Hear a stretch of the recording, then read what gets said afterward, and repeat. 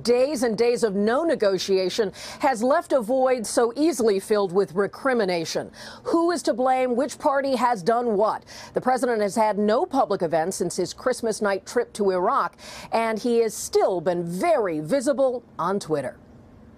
Shut in all day at the White House. The president in shutdown mode, sending conflicting messages to Democrats. In one breath, tweeting he is waiting for the Democrats to come on over and make a deal on border security. Then a few hours later, leveling a stunning accusation after 2 migrant children died in federal custody.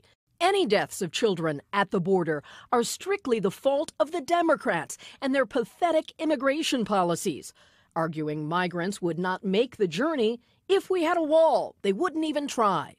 Democratic lawmakers remain opposed to the president's border wall demands. We are not going to allow the American people to be held hostage to a $5 billion or somewhere south of that ransom note in order to build a ridiculous border wall that's not going to make anyone safe. With more than 800,000 federal workers affected by this partial shutdown, the Office of Personnel Management offered advice, sending out these sample letters to help furloughed workers negotiate with landlords and creditors.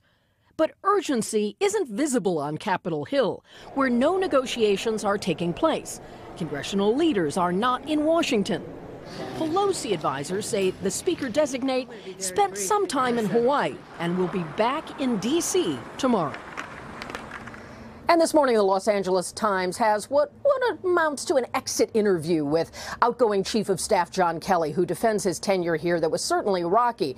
He says his time should be judged more about what the president did not do on Kelly's watch than what he might have accomplished. Of course, Kelly had some run-ins with staff and has been criticized for some of his own harsh views on immigration as he prepares to leave the job.